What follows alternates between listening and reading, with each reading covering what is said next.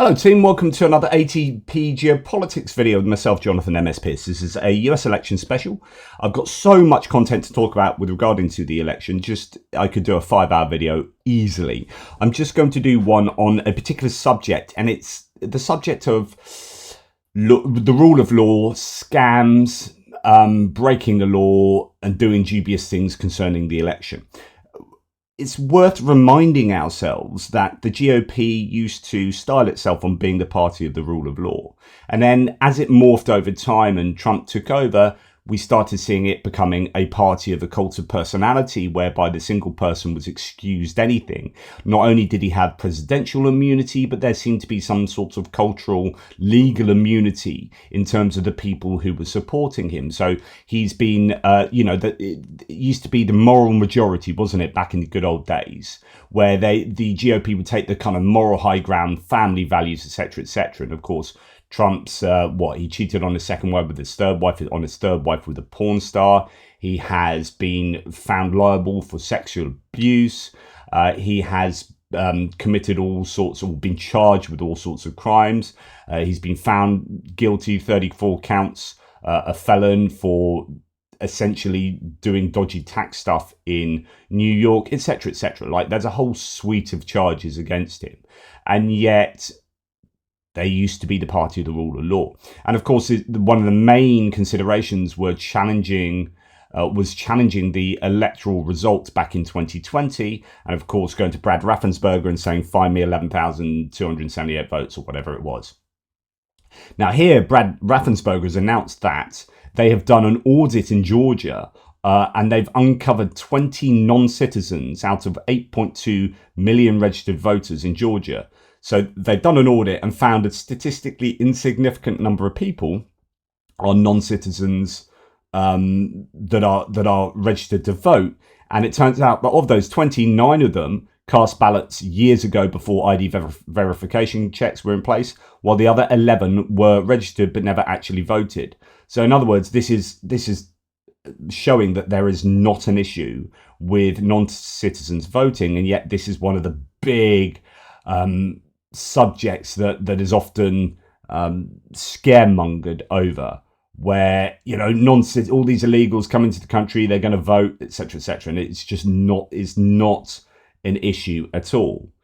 But talking about voter fraud, this is right at the top of Donald Trump's list of things to talk about at the moment, and it's quite interesting why he's chosen Pennsylvania. Obviously, Pennsylvania is the keystone state, really the key battleground state, whereby whoever wins Pennsylvania arguably wins the election.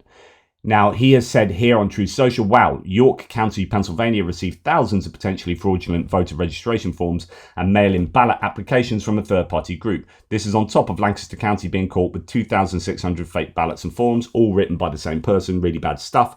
What's going on in Pennsylvania? Law enforcement must do their job immediately. Wow. It's worth reminding ourselves that there's some dodgy stuff that's been going on from particularly the Republicans, actually, and one chap that I have in mind is the long-haired gentleman. Is his name Presley, who's a supporter, I think, of January the 6th, who has been talking about the Amish support in Pennsylvania. That's it, actually, Scott Presler. So Scott Presler made a claim that there are 180,000 Amish that have been registered, 180,000 registered new Amish voters in Lancaster, Pennsylvania, thanks in huge part to Scott Presler. It's a huge deal when the Amish start getting involved in politics. Like most of us, they wanted to be left alone. Our government couldn't do that. So there's all this talk about Scott Presler having got 180,000 Amish registered, and this is amazing, etc., etc. If you go and watch Scott Presler, he is not a nice human being, in my opinion. But it's turned out to be not true at all. So even USA Today ran a fact check on this. No, there aren't 180,000 new Amish voters in Pennsylvania. The claim on October the 22nd, Threads post includes a video slideshow of people posing with political signs reading Amish for Trump. 180,000 registered voters. New Amish voters in Lancaster, Pennsylvania. The post caption reads, thanks in huge part to Scott Presler, as we saw. Our rating is it's false. There are about 90,000 Amish there, and of course those eligible to vote are actually 17,000. So that's not true. There's all sorts of stuff going on about that. There is this sort of media release, and some people saying looks like that Amish turnout was fraudulent. I don't know whether this is connected to the Amish situation at all, but what Trump was referring to is the Lancaster County Board of Elections and District Attorney. They held, I think, a press conference there talking about how they have identified 2,500 voter registration applications in 2 batches where they are concerned. So they're checking them out. I don't know what the situation is. They say our Lancaster County election system is secure. Our system's worked. We'll continue to operate with the highest levels of veracity, integrity, and transparency, so people can be confident. And that's that. Indeed, what we see here is this is coming from the Philadelphia Inquirer. Trump continues to falsely claim Pennsylvania voters are cheating. Shapiro calls, so that's Josh Shapiro, the governor, calls the comments more of the same. So what do we have? They already started cheating with what Trump said to his supporters in a rally in Allentown. A former president has a long history of peddling false information about election results, which resulted in supporters storming the US Capitol on January 6th. In recent days, Trump has focused on spreading false claims about early voting in Pennsylvania. On Tuesday, speaking at Roundtable in Drexel Hill, Trump falsely claimed Lancaster County found 2,600 fake voter registrations. Early in the day during a campaign event in Florida, he falsely claimed the county encountered fake ballots. Lancaster County is reviewing 2,500 voter registration applications. So these are not fake ballots. These aren't votes. These are applications in order to register to be a voter. And they're looking at 2,500 of them for possible fraud, not specific to one political party, according to officials. That review is ongoing. York County is also reviewing thousands of forms, including registration and ballot applications to ensure there wasn't any fraud, which is arguably just normal procedure, right? We're reviewing stuff to make sure that none of these registration applications are fraudulent. These applications are not ballots, and there is no evidence the forms have led to widespread voter fraud. So Josh Shapiro then comes out and really questions this, and same old. But it is dangerous because you're casting doubt on the electoral process. And of course, the reason they're doing this is in case they lose. And there are arguments to suggest that they are worried about losing Pennsylvania because of early voting is looking bad for the Republicans there. And if they lose Pennsylvania, then they're in trouble. So here we have Trump saying Pennsylvania is cheating and getting caught at large scale levels rarely seen before. Report cheating to authorities. Law enforcement must act now. Irony is rolling over in its grave, says this source. The only cheating in Pennsylvania was uncovered by the RNC attempting to over-register voters as Republicans in Lancaster County, Amish country. It's like he's admitting to crimes committed in his name. So there is this potential that the very fraud he's talking about is fraud by his own people supportive of him like Scott Presler, possibly trying to get Amish people fraudulently registered in order to get extra Trump votes in a very key state. To which point Cernovich, who is like super MAGA disinformation man, just not a cool human. Jane Kiev says the pro-Russia incel hordes don't vote because it requires logging off Twitter, putting the Nazi regalia away, turning off the Rogan podcast and leaving mum's home. Ouch. So, but in referring to this tweet, I think we have an indication that things might not be going the Republican way in Pennsylvania.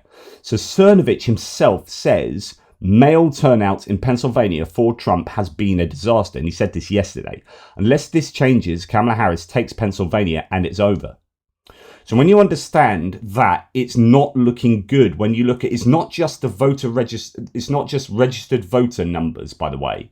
So you can look at some people I know, voting trend, Dave Trotter there, is not going into like the, if you like, the crosstabs, for want of a better word, of the early vote. He's looking mainly at like who's registered to vote, who's independent, have they voted, what's it looking like, can we compare that to previous modelling, and et cetera, et cetera.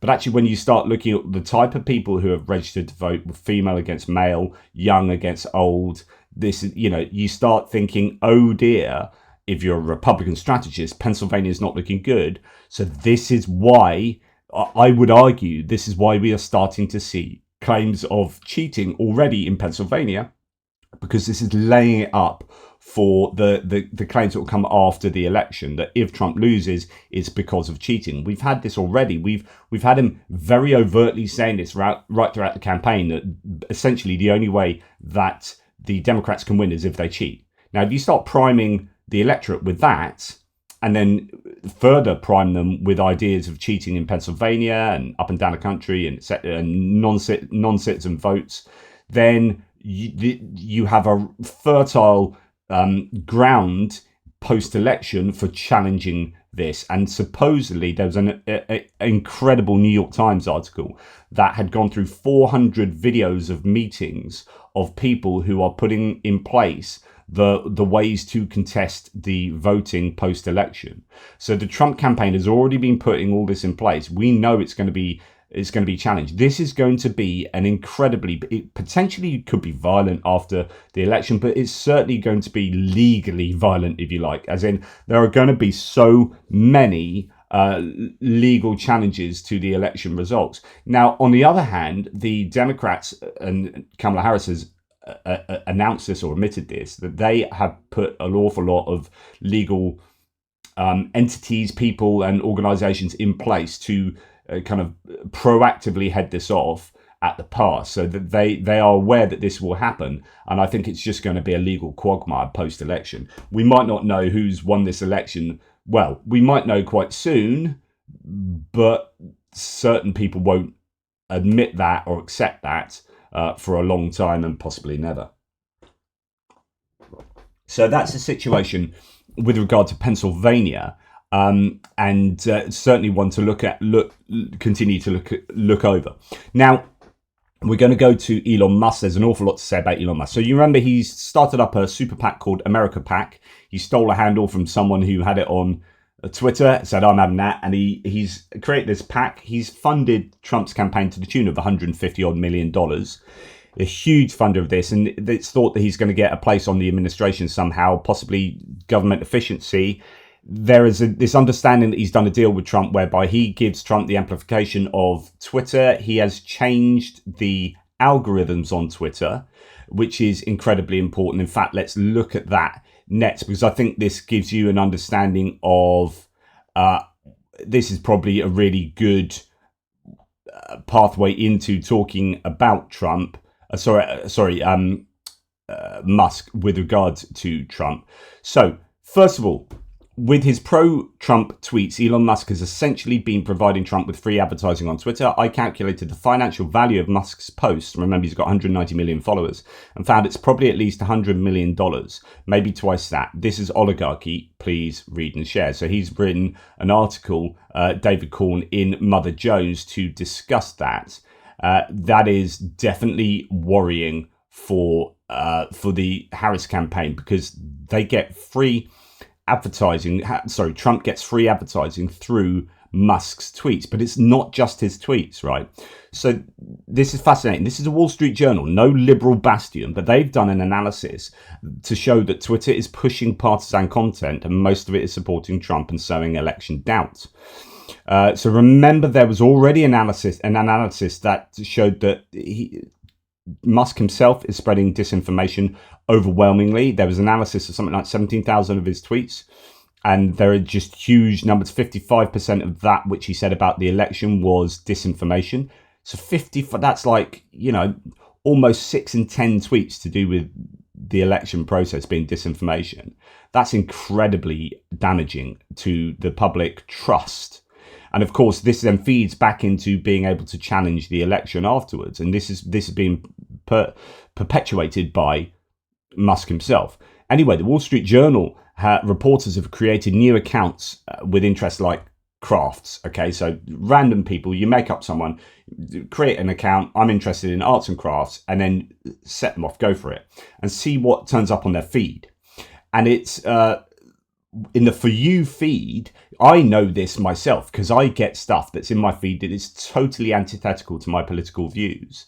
And it's because the algorithm favors both Musk himself personally, so I get Musk tweets all throughout my For You feed, even though I don't like him at all. But actually, I don't mind seeing what he's up to. But anyway, it's put there. No one else is in that kind of same way. Like, I don't have Biden's tweets thrown in my For You feed, but I have Musk and all sorts of other pro-MAGA people, interestingly. Now, that is Twitter doing that on my behalf. I didn't ask for that. That has been, so free speech absolutism here is some speech is freer than others. So he has changed the coding so that he is amplified over Twitter much more than any other human being on earth. Not only that, but all sorts of pro-MAGA entities are amplified. And this is what the Wall Street Journal have found. Their For You feeds of randomly created Twitter accounts have showed pro-Trump content at double the rate of pro-Harris content. So it's a 2-to-1 ratio of pro-Republican narrative on Twitter. I think you can just extrapolate that across Twitter. Twitter is the mouthpiece for the Republican Party. So then he's got himself this super PAC as well, the America Super PAC or PAC, and it's awarding $1 million a day for people who register on the Pennsylvania voters who sign his petition, which is all about like the Constitution and Second Amendment, etc., etc. People are wondering whether this is legal. So Republican legislators have made it illegal to hand out water to voters, but handing out $1 million, nothing to see here. So, yeah, what is going on there? So when it happened, Elon Musk announced on stage Super PAC will be awarding $1 million, and he's given this out. It's publicly, big checks for people to a person chosen at random every day that has signed that Super PAC petition. He says he'll be doing it every day through to election day. And he brought a man on stage and just gave him a big $1 million check. Actually, I've seen a number of those checks already. Now, it's not only doing stuff like that. His Super PAC is involved in all sorts of paying for dubious adverts. I talked about this before, but let's see what Chris Hayes says about this. Political campaigns love micro-targeting. That's sending messages directly to small groups of voters. If you're not in the group being targeted, you may never see them. Let's look at what you're missing. Here are some recent political ads that were micro-targeted to Muslim voters in the swing state of Michigan. Vice President Harris has chosen a side, her right side. Harris has made herself clear. She stands with Israel and the Jewish people. And joining Kamala will be her husband and top advisor, Doug Emhoff, who would be the first Jewish presidential spouse ever. Kamala relies on her husband, Doug, for counsel on the toughest issues, like Israel's noble fight against the radical terrorists in Gaza. And when Doug talks, Kamala listens. Kamala and Doug, America's pro-Israel power couple. Now, notice that at the end of that, there is no Kamala Harris endorses this message or whatever, right? This is not her. So this is an advert created by his Elon Musk's Super PAC to appeal to Muslim voters, Dearborn, places like that. And we know that Arab voters are siding with Trump, weirdly, because probably they are hearing this kind of rhetoric that has been micro-targeted at them. But it's not coming from the Democrats. It's coming from the Republicans kind of pretending to be the Democrats. But it doesn't stop there. That went to Muslim swing voters. Now, that's extremely cynical and I think kind of anti-Semitic, like there's a Jewish puppet behind the woman. Okay, that's one set of micro-targeted ads to Muslim voters. Now, here are some other ads run by the same pro-Trump PAC being targeted to Jewish voters in the swing state of Pennsylvania. Two-faced Kamala Harris is secretly campaigning for Palestine and trying to get away with it.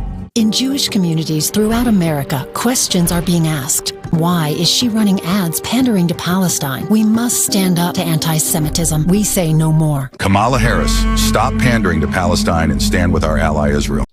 And of course, she's not running those ads pandering to Palestine. That is themselves running those ads. So there's a scam going on here. Look what they've said over there. Look what Kamala Harris has said over there. It wasn't Kamala Harris, it was us. Look what Kamala Harris said over there. You need to be aware of that and you need to vote for Donald Trump. And then they go, look what Kamala Harris said over there. You need to be voting for Donald Trump instead. And you're playing one side off against the other and creaming off the votes.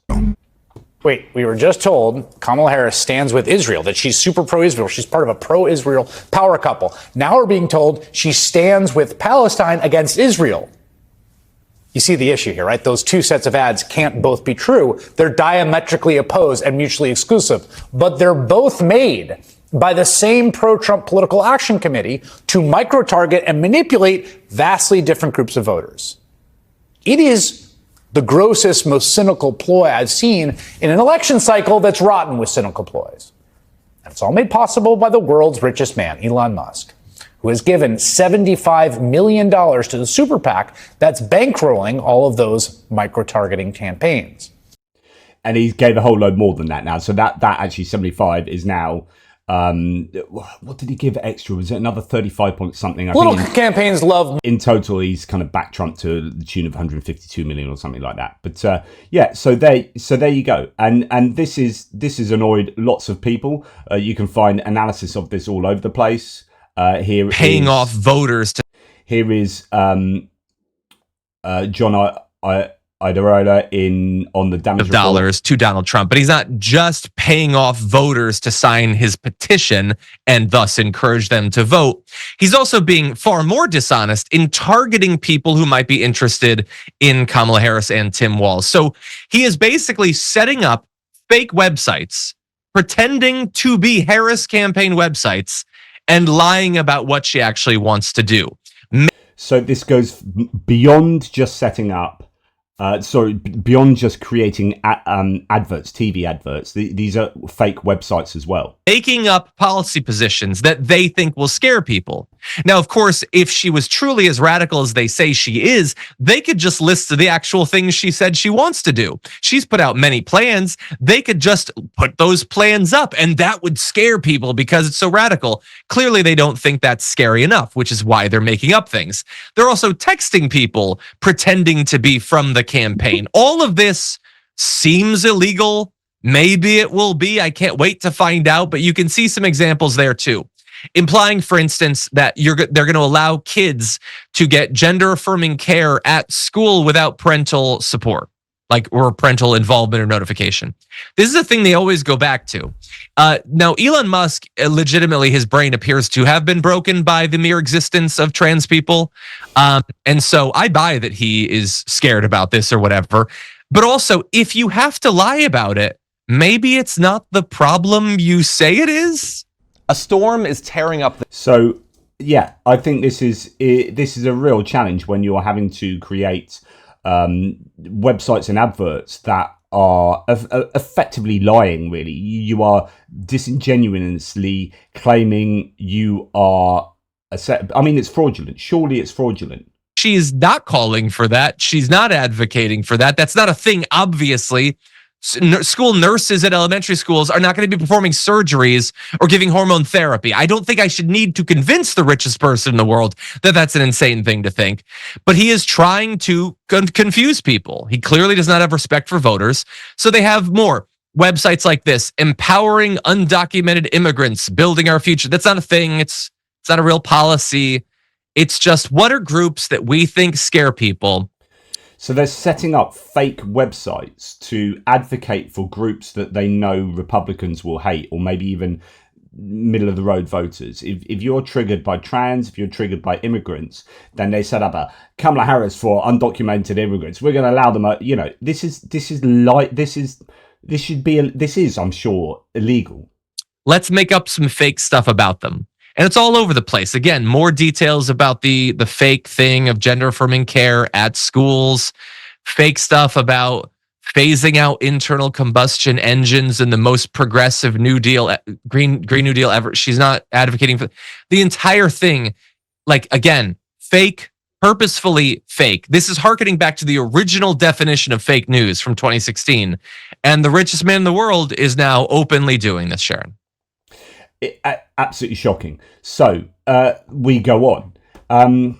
We have Peter Jukes here said, as I said, Bannon's Cambridge Analytica Prigozhin's troll farm scaled up massively because so many dismissed the warnings of Carol Cadwalladr and others. We left ourselves open to information warfare. So this is Pekka Kallioniemi, who I refer to an awful lot on my Ukraine videos, talking about all the techniques that are being utilized here are sort of techniques that we see stolen effectively from the Russian playbook. Carol Cadwalladr, who has been advocating for worrying about this, and she's been highlighting these kind of techniques, talked about how Brexit was, or the referendum was infiltrated and interfered with by the Russians. Aaron Banks was compromised by Russians. She's done sort of TED Talks on this. She has been involved in court cases surrounding this, and she is just an absolute, I think, beacon for political integrity.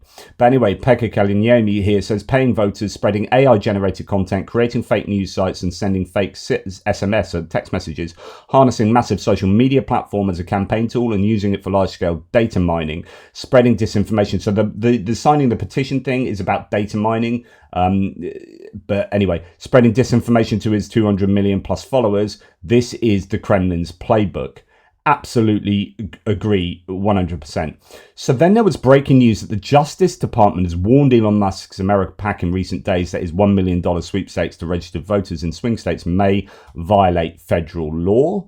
And then this has kind of developed a little bit. They've received an inquiry from a former federal prosecutor and GOP appointees asking them to investigate payments made by the Musk-backed America PAC to voters in Pennsylvania and other states. Experts are saying these payments raise serious legal red flags. Looks like Musk's money might be crossing the line again. This time it's potentially illegal under election law.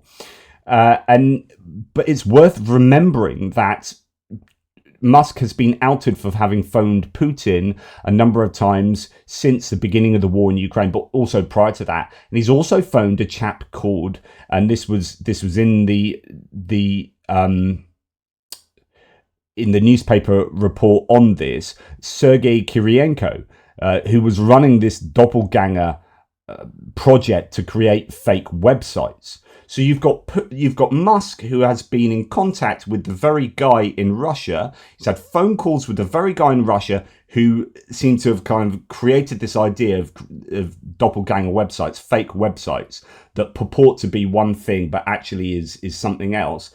And then lo and behold, you've got Musk doing this on behalf of Trump. You could argue on behalf of Putin. Just connect the dots here, guys. Connect the dots. So Kirienko was running Doppelganger, which created fake websites that spoofed American news. He was involved in money laundering. This is who Elon Musk was talking to. So several weeks ago, the US Justice Department identified Sergei Kirienko as a Russian actor involved in targeting the 2024 presidential election with the goal of securing Russia's preferred outcome. And you've got Musk, who's spoken to him, doing exactly the same thing, using exactly the same tactics. It's incredibly worrying. The DOJ actually did tell Elon and his PAC that he is violating the law and listed the punishments that include up to 5 years in prison. So they have sent a warning letter that it's a crime to knowingly offer anything of value to register to vote. And now this isn't registered to vote. This is signing a petition, but is very it's murkily close to being around that whole kind of registration thing. Is it a form of vote buying? You know, when you are signing petitions that would align themselves to voting Republican, it does look very, very dodgy. Now, this was last night, the Elon Musk hearing in Philadelphia over his potentially illegal $1 million giveaway to voters has been moved up to tomorrow. So that's today. And the judge says, quote, all parties must be present. So Musk is a named defendant in the case. So that includes him. He should be there. He should be appearing in Philadelphia then, it appears, for that hearing. So we'll see. Now, it doesn't stop there. So Elon Musk, who rails against illegals in America, remember I reported this the other day, is revealed to have been an illegal immigrant himself. He worked illegally in the US in 1995 after quitting school. So he was on a student visa, came over, quit school. Some people saying actually he was never intending to, he was just using that as his way into America and then quit straight away. It wasn't like, oh, I got kicked out of school. It was actually, you know, it wasn't working or wasn't doing well enough or whatever the reasons might have been. Actually, it was the intention to start school and then quit straight away. And that's your way into working in the US and etc., etc. So, as this source says, Musk didn't quit school. He never started. He used Stanford as an excuse to get into the country. Then he never registered for classes. His plan was to get into the country on a student visa and then start his company. He never intended to go to school. So here we say, quote, actually, I didn't really care much for the degree, but I had no money for a lab and no legal right to stay in the country. So that seemed like a good way to solve both issues, Musk wrote. Then the internet came along, which seemed like a much surer bet. Musk never enrolled at Stanford. In a May 2009 deposition, he said he called the department chair 2 days before the start of the semester to say he wasn't going to attend. In the same deposition, he said he began working for Zip2, originally called Global Link Information Network, in August or September 1995. Upon not enrolling, Musk would have had to leave the country, according to legal experts and immigration laws at the time. He would not have been allowed to work. And yet here he is all that time later railing against illegal immigrants. And he was an illegal immigrant himself, to the point where even Biden noticed this. Gut, man. You know in your gut how important this is. You know it. If everything we've worked for, everything you've allowed to happen, he has literally spoken out and said he's opposed to. And his new the wealthiest man in the world, now his ally, right? Well, that wealthiest man in the world turned out to be a legal worker here when he was here. Oh, I'm serious. He was supposed to be in school when he came on a student visa. He wasn't in school. He was violating the law. And he's talking about all these illegals coming our way. Did you know in your gut, man? Whenever he says, no, I'm serious, I always think the SNL is Dedek Harvey that does an amazing impression of Biden. No, I'm serious. No, I'm serious. But anyway, he is serious there. And that is a very serious accusation, potential reality here. Now, we not only have these kind of issues that we talked about already, but apparently Republican political fundraisers taking advantage of hundreds of elderly Americans, according to an investigation by CNN. He had essentially put himself $50,000 in debt after he had given them his life savings. So you made more than 100 donations in one day. My gosh. WinRed. Boy, there was a lot of them WinRed ones. WinRed is a fundraising platform most Republican campaigns use to solicit donations, often using misleading emails and text messages. He started experiencing cognitive decline after the death of our mother and said that made him more vulnerable to these kinds of pleas for money. So, Dad, did you see in July of 22, you donated $38,713? Yeah. Boy. I got a call from our dad asking me if he could borrow $1,000, which he had never asked me for money in my life. Yeah, it's just so out of character. It was almost shocking because he was always very frugal and very responsible with his money. And I logged in, and that's when my jaw dropped because I saw hundreds and hundreds of transactions to winred.com. These amounts of like $10, $15, $40. When we looked at his phone told the whole story because he would get dozens of text messages a day. Can you just show me some of your text messages? Yeah. Do you know who this is? I was dealing with President Trump, so it was kind of President Trump and Speaker Johnson were both, they want to know how I was what I was doing. He really, in his heart, believed that Donald Trump and Donald Trump Jr. and other politicians were personally reaching out to him. He'd never donated to politicians before. He'd never given this large amount of money before. It made no sense that he would do this. The difference here is that your father is in cognitive decline. Right. It's just despicable. There has to be a way to stop them so that they don't take advantage of these people and don't ruin their lives and take their life savings that they worked so hard for so many years.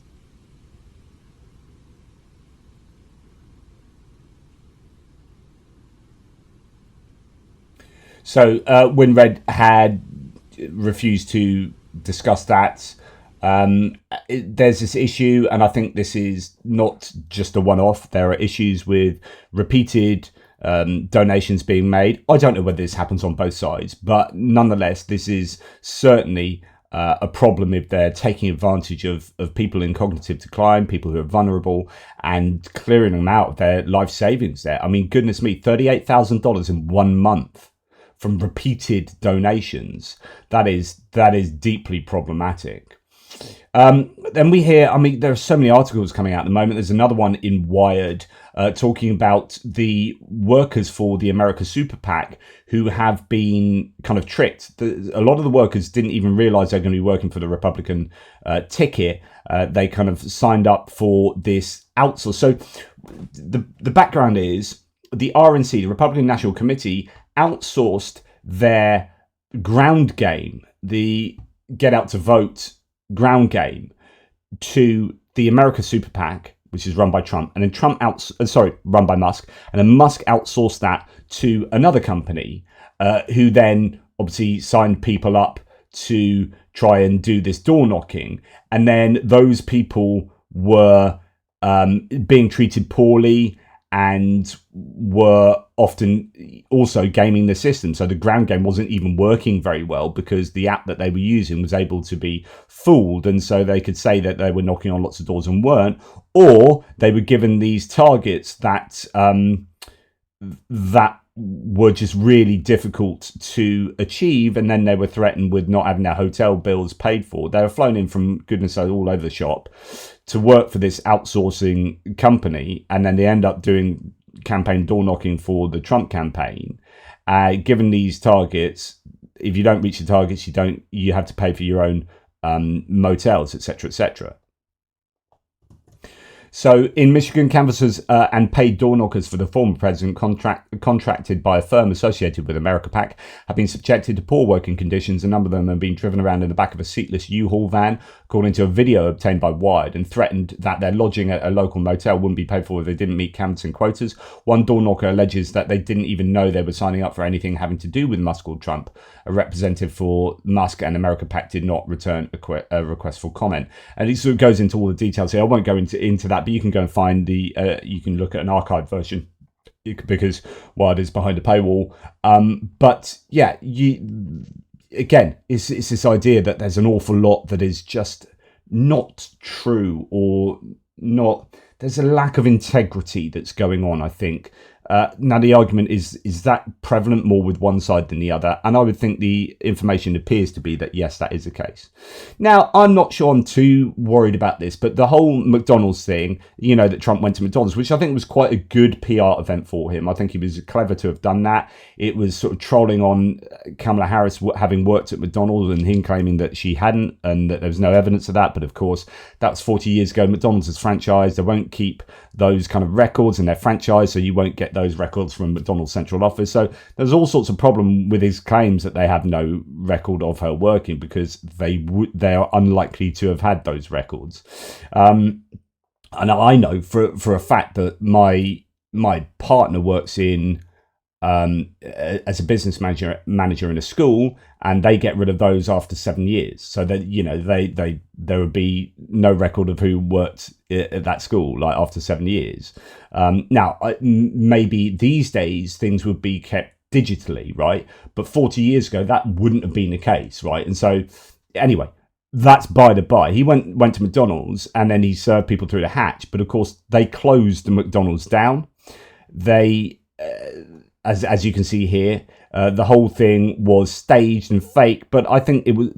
That doesn't surprise me. I'm not too worried about that. But some people were up in arms about this. Again, it's this idea of integrity. Was he really serving? I think they just fired up the fries, and he just dipped things in the fries and then helped give some fries out, and then job done. It's not exactly a hard day's work. It's sort of a 5 minutes work and puts an apron on.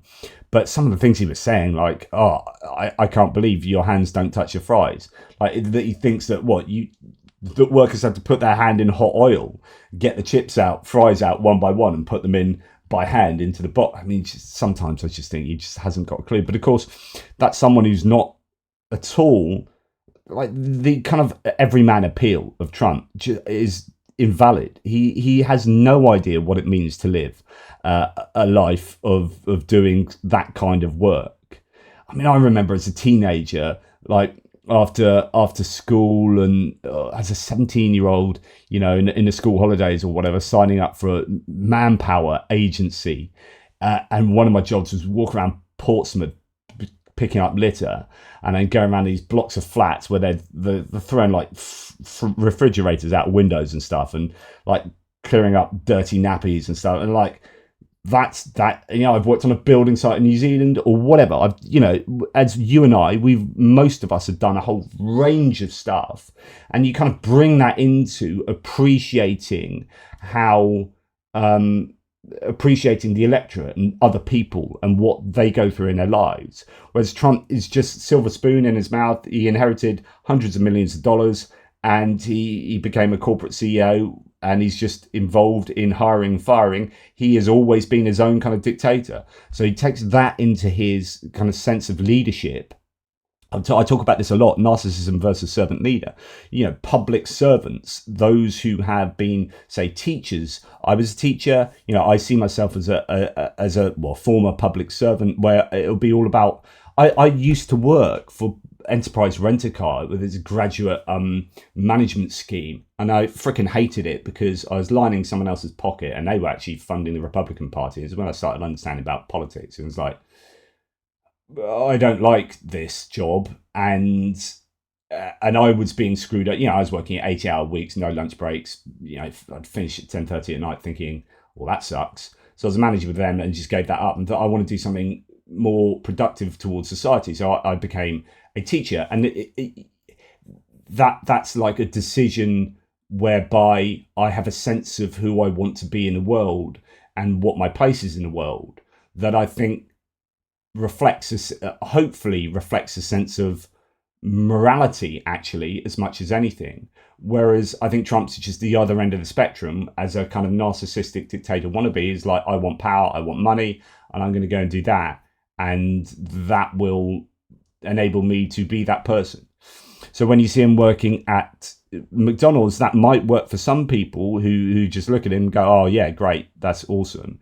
Whereas for me, it's just incredibly fake, and it's not who he is. And he has absolutely no knowledge of working class people, of people who aren't in his in-group. That's my tuppence anyway. And then we move on to some backroom dealings. Is this a scam? Is this dishonest? So you had Jeff Bezos killing the Washington Post's endorsement of Harris. So they were going to endorse Harris. They had it written. They had a whole series of articles that were going to go, I think, on the back of the endorsement.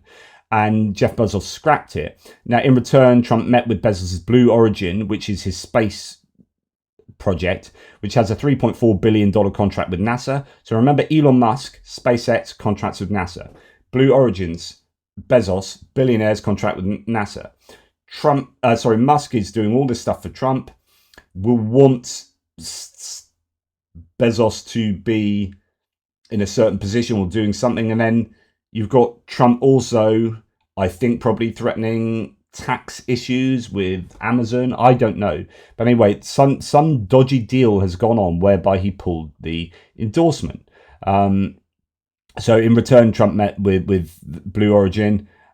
Judge Cannon delayed Trump's trial past the election. In return, Trump might make her attorney general. Corruption in plain sight. And this is the point, that there's all this kind of dodginess going on. Extreme cowardice among the billionaire class. They care more about expanding their already magnificent wealth than about the fate of a hard-won republic. Nothing a multi-billionaire wants more than more billions.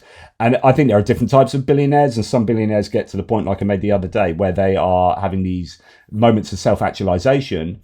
And someone like Bill Gates, he starts up a foundation. He's more interested now in doing philanthropic things.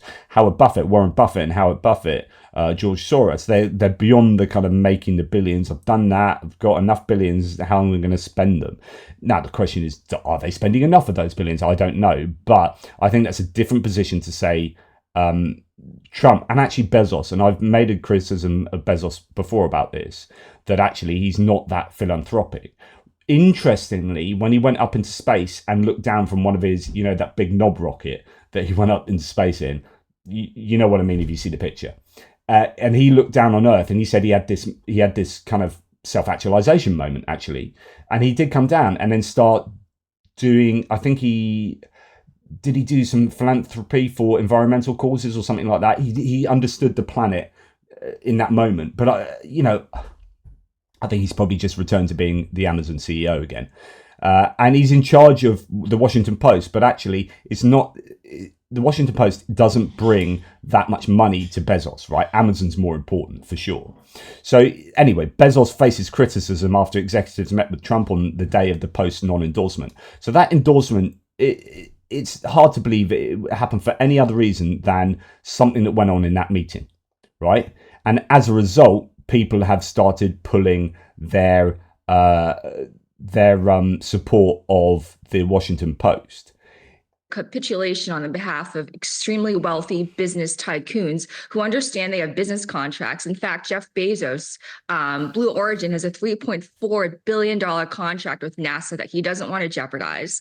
And the LA Times owner has had a long-standing relationship with Trump that he doesn't want to undermine as well. So these people are looking at the polls and they're understandably nervous that Trump will return to power, and they're going to find themselves on the wrong side of the aisle. So what they did was cowardly, absolutely cowardly and reprehensible.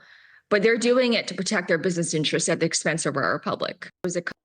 And that's kind of what I was listening to Katty Kay and Anthony Scaramucci on the Restless Politics US, and she was making that point that in real reductionist terms, this is a business decision. So it's like, we're not going to endorse Harris because actually, we will suffer as a business post election if Trump wins. Now, that has not worked out for the Washington Post because already they've lost 250,000 subscribers. So they've had 250,000 cancellations since Friday, according to NPR, and that was from 2 days ago. So imagine what it is now. That represents 10% of all their paid circulation. But that is very bad for them. But as I said, he might take that on the chin because it's more about Amazon and Blue Origin rather than what the Washington Post. Paid, so mainstream media outlets struggle. They are not big money makers anymore. It is not the day of print press of 50 years ago. It is a struggle in a predominantly online publishing world. I know this because I was writing for one that went out of business. So we had funding. It was a startup, only Sky Media. It's now been resurrected, but in a totally different format.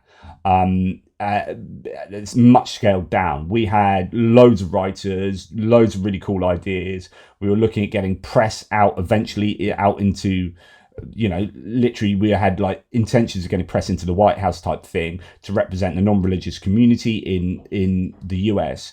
And I was writing for them, and then we went out of business because online digital publishing funding just dried up.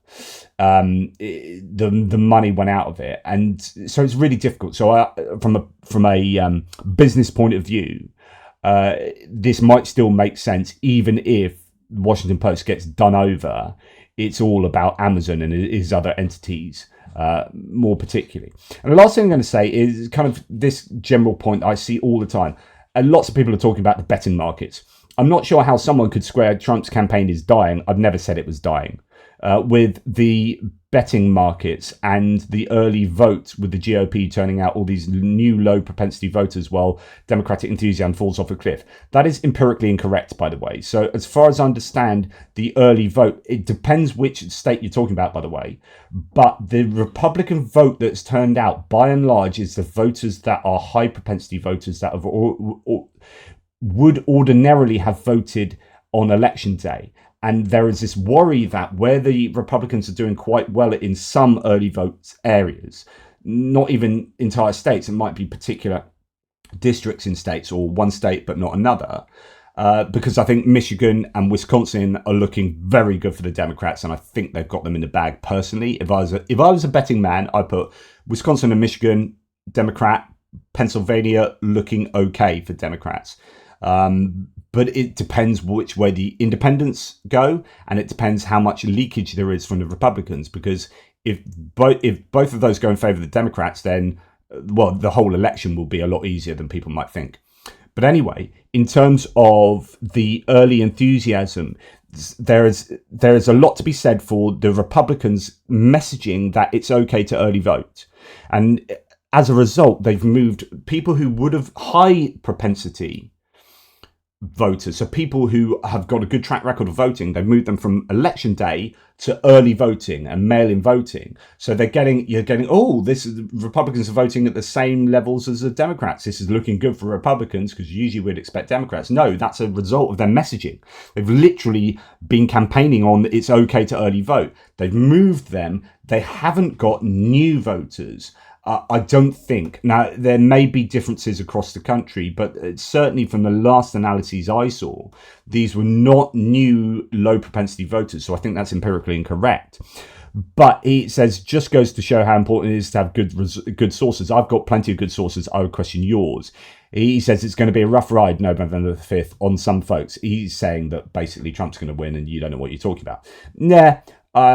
But betting markets, right? It's worth reminding ourselves again about Polymarket, because everyone talks about Polymarket. It's talking 65, maybe even more, 67, 33. This betting market, Polymarket, this betting website, it's the main one that people talk about, particularly Republicans. They love talking about Polymarket. Polymarket is owned by Peter Thiel. So this is a good synopsis. Seeing these ads all over Twitter, your Twitter feed, Americans can't legally bet on this. So it's based in the Caribbean. They can't bet on it. So why are you seeing it? Polymarket is owned by the Trump Musk bestie, Peter Thiel. The ads are, so he's a techno-fascist, that's a technical term. He is one of the tech bros, basically, who is very much in support of he funded JD Vance into being the Ohio senator. So he is, and he's the reason supposedly that JD Vance is the vice president pick for Trump. Trump didn't want him. It was people like Thiel and Musk that got JD Vance into that position. So Polymarket is owned by them. These ads are designed to make people think Trump is way ahead, and then they can claim fraud and stoke violence if he loses. So that is definitely one theory. Another theory is also that if the markets, betting markets show that Trump is so far ahead, then it makes people feel disenchanted about the chances, and they're less likely to get off their backsides and go and actually vote. You're like, oh, I'd vote Harris, but actually it looks like there's no point. She's not going to win. She's only got 35% chance of winning, so there's no point in voting. So it dampens down enthusiasm. But it is a Caribbean-based crypto currency betting market owned by Peter Thiel. You can't vote on it if you're American. You have to use crypto. So who uses crypto? Tech bros, Russians. So this is something that can be totally gamed, and I think the idea is that it is gamed. So that people like America First Patriot here, I mean, thank you for supporting the channel and watching my videos, but to think that the betting markets have that much to say about... I used to think that betting markets were a good indicator because it's where people were putting their money. I would say things like betting markets from people... It just depends. I think something like Polymarket is definitely not that. It is not a good indicator. And it is a system that has been gamed.